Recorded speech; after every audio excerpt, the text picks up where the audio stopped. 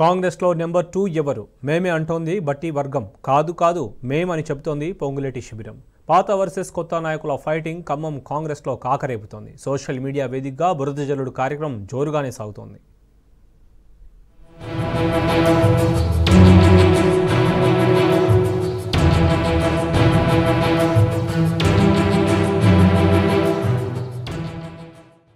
కాంగ్రెస్ అంటేనే అంతర్గత పోరు. డజన్ మంది సీఎం క్యాండిడేట్లు ఉన్న హస్తం పార్టీలో లుకలుకలు మొదలయ్యాయి. ఎవరికి వారు మెల్లిగా తమ మాటలో మాట బయట పెడుతున్నారు. ముందు వచ్చిన చెవుల కన్నా వెనుకొచ్చిన కొమ్ములే ఎక్కువట. ఎప్పుడు వచ్చామన్నది కాదు ముఖ్యం, బుల్లెట్ దిగిందా లేదా అన్నదే ఇంపార్టెంట్ అంటున్నారు కొందరు కాంగ్రెస్ సీనియర్లు. ఖమ్మం కాంగ్రెస్ లో ఇప్పుడది రచ్చ జరుగుతోంది. కొత్తగా మొలుచుకొచ్చిన కొమ్ములు అప్పుడే ఉన్న చెవులను పక్కన పెట్టే ప్రయత్నాలు చేస్తున్నాయట. పాత నేతలకు పొగబెట్టి కొత్తోళ్లు తమ చేతుల్లోకి తీసుకునే ప్రయత్నాలు చేస్తున్నారట. దీంతో ఖమ్మంలో పాత వర్సెస్ కొత్త నేతల ఫైటింగ్ గల్లీలు సోషల్ మీడియాలు దాటి పబ్లిక్ మీటింగ్ల దాకా వచ్చింది. ఈ ప్రభుత్వంలో ముఖ్యమంత్రి గారి తర్వాత స్థానంలో ఈ అందరి దీవెనలతో ఈనాడు రెవెన్యూ మంత్రిగా నేనున్నా. ఈ ప్రభుత్వంలో ముఖ్యమంత్రి గారి తర్వాత స్థానంలో ఈ అందరి దీవెనలతో ఈనాడు రెవెన్యూ మంత్రిగా నేనున్నా. తెలంగాణ కాంగ్రెస్ లో అంతర్గత కుమ్ములాటలు మరోసారి బట్టబయలయ్యాయి. రాష్ట్రంలో ప్రభుత్వం ఏర్పడిన తర్వాత అంతా సర్దుకుంది అన్నట్టుగా కవరింగ్ ఇచ్చారు. కానీ కొద్ది రోజులుగా మళ్లీ పాత వింటేజ్ కాంగ్రెస్ కనిపిస్తోంది. దీనికి తోడు పార్టీలోకి కొత్తగా వచ్చిన నేతలు ఆధిపత్యం కోసం ప్రయత్నిస్తున్నారు అని ఆ పార్టీ నేతలే చెవులు కోరుకుంటున్నారు. ఇటీవలే డిప్యూటీ సీఎం బట్టి విక్రమార్క సతీమణి ఓ ఛానల్కిచ్చిన ఇంటర్వ్యూలో పెద్ద బాంబే పేల్చారు. పొంగులేటి శ్రీనివాసరెడ్డి, తుమ్మల నాగేశ్వరరావు పేర్లు ప్రస్తావించకుండా ఇండైరెక్ట్ గా వారికి చురకలు వేశారు. వాళ్లకు ఎమ్మెల్యే టికెట్లు, మంత్రి పదవులిచ్చాం, అన్ని వాళ్లకే కావాలంటే ఎలా అని ఆమె సూటిగా ప్రశ్నించారు. అంతకు మించి వారు ఆశించకూడదు అని హితవు పలికారు. తద్వారా ఖమ్మం లోక్సభ టికెట్ రేసులో తాను ఉన్నానని బట్టి సతీమణి చెప్పకనే చెప్పారు.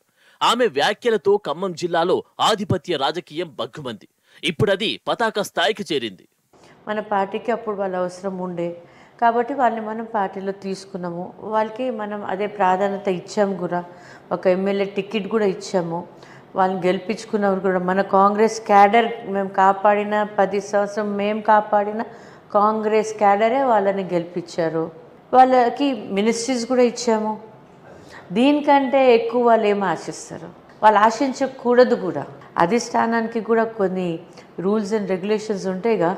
ఇటు పొంగులేటి కూడా ఒక అడుగు ముందుకేసి నంబర్ 2 తానే అని ప్రకటించుకున్నారు.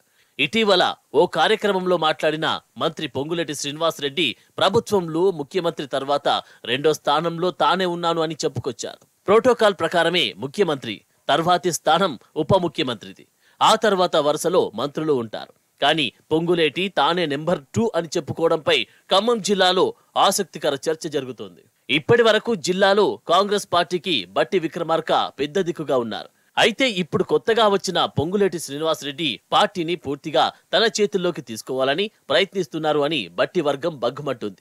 పొంగులేటికి సీఎం రేవంత్ రెడ్డి సపోర్ట్ కూడా ఉందని వారు అంటున్నారు. అందుకే బట్టి భార్య నందిని ఖమ్మం లోక్సభ సీటును ఆశిస్తూ ఉంటే ఆ సీటులో సోనియా గాంధీని పోటీ చేయించాలని చూస్తున్నారని టాక్. మరోవైపు పొంగులేటి సోదరుడు తుమ్మల కుమారుడు కూడా ఖమ్మం లోక్సభ టికెట్ ఆశిస్తున్నారు అని ప్రచారం జరుగుతోంది.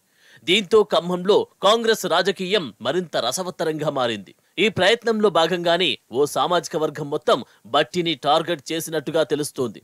డిప్యూటీ సీఎం బట్టి విక్రమార్కకు వ్యతిరేకంగా ఓ సామాజిక వర్గానికి చెందిన పేర్లతో ఉన్న కొందరు సోషల్ మీడియాలో పోస్టులు పెడుతున్నారు. ఆయనను డిప్యూటీ సీఎం పదవి నుంచి తొలగించాలని, బట్టి ముఖం చూస్తే పెట్టుబడులు కూడా రావు, మీటింగ్లలో ఆయనను ఎందుకు కూర్చోబెడుతున్నారు అని దూషిస్తూ పోస్టులు పెడుతున్నారు.